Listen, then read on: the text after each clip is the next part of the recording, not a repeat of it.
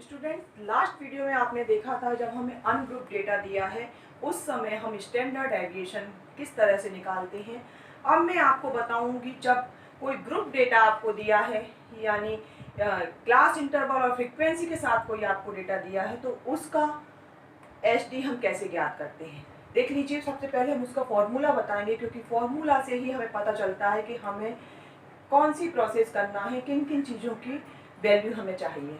ठीक है, तो सबसे पहले फॉर्मूला देखिए इसका क्या होता है। फॉर्मूला है इसका S T equal to under root के अंदर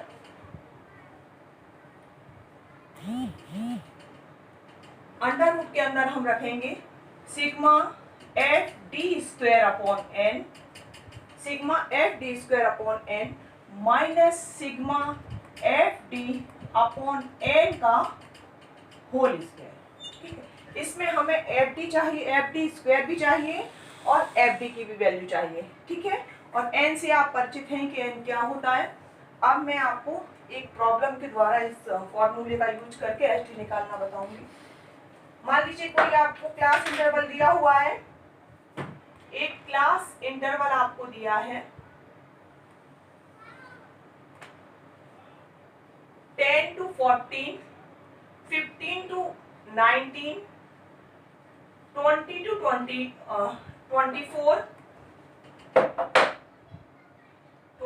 दिया है, 25 to 29, 30 to 34, 35 to 39, 40 to 40 और 44, 45 to 49, 50 to 54 और 55 to 59, 60 to 64 एंड 64 to 69। ये आपको एक क्लास इंटरवल दिया है। देखिए, आप बढ़ते क्रम में आपको कोई क्लास इंटरवल दिया है और इसकी फ्रीक्वेंसी दी हुई है। फ्रीक्वेंसी इसकी है 1,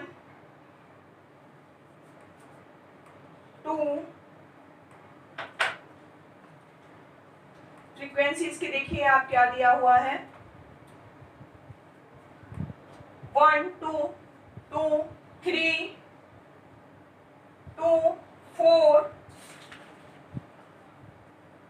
2, 2, 3, 2 और 1, 1। ये आपको फ्रीक्वेंसी दी है। ठीक है, क्लास इंटरवल दिया है, फ्रीक्वेंसी दी है। इस अंक वितरण का हम मध्यमान या स्टैंडर्ड डेविएशन कैसे ज्ञात करेंगे तो वो बताती हूँ। देखिए, हम यहाँ पर शॉर्टकट मेथड से आपको बताएंगे, शॉर्टकट मेथड से स्टैंडर्ड डेविएशन कैसे ज्ञात किया जाता है। आप जानते हैं बस जब आपने मीन की वैल्यू ज्ञात करना सीखा था उस समय देखा था कि हम शॉर्टकट मेथड द्वारा कैसे मीन निकालते थे।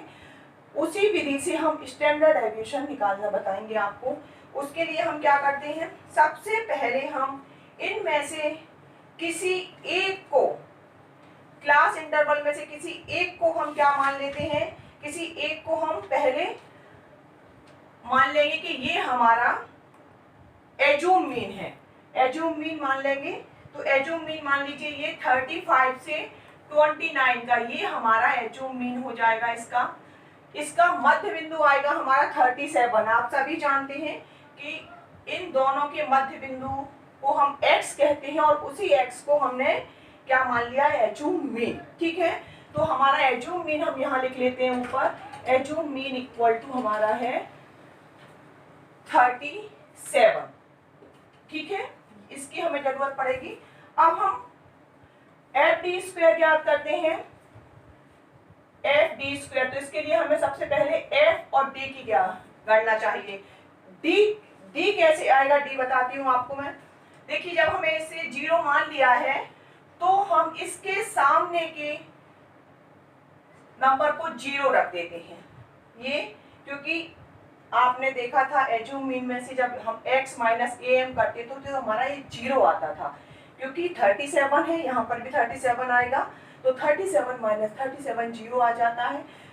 ये एक शॉर्टकट मेथड है मीन निकालने के लिए और एसटी निकालने के लिए। तो इसके ऊपर पर जब जितने कम में जब क्लास इंटरवल जाता है वहां -1 -2 -3 रखेंगे, जहाँ ज्यादा बढ़ता हुआ होता है वहां +1 +2 +3 रख देंगे। तो यहाँ ये -1 -2 -3 -4 और -5, यहाँ आ जाएगा +1 +2 +3 +4 +5 और +6। ये हमारे डी की वैल्यू आ जाएगी। ठीक है, हमें एफ डी या एफ डी स्क्वायर भी चाहिए। तो सबसे पहले हम इनको एफ डी ज्ञात करेंगे। एफ डी क्या होगा, इन दोनों कॉलम का हम मल्टीप्लाई कर देंगे तो जो भी हमें मिलेगा वो एफ डी होगा। तो ये -5 -8 -6 -2 4 का 0 से 0 2 का +1 से तो 2 फिर 4 2 का 2 से 4 3 का 3 से 9 2 का 4 से 8 5 का 1 से 5 और 6 का 1 से 6। ये हमारा डी एफ डी का कॉलम आ जाएगा। और जब हम इसे टोटल करेंगे तो हमारे पास F D sigma F D प्राप्त हो जाएगा हमें। अब हमें एफ डी स्क्वायर की वैल्यू और चाहिए, एफ डी स्क्वायर फॉर्मूला हमारा रखा रहेगा। अब हम एफ डी स्क्वायर निकालेंगे। देखिए एक एफ डी हमारे पास है, हम एक डी का और इसमें मल्टीप्लाई कर देंगे तो हमारे पास एफ डी स्क्वायर हो जाएगा। तो ये हो जाएगा 25, ये हो जाएगा 32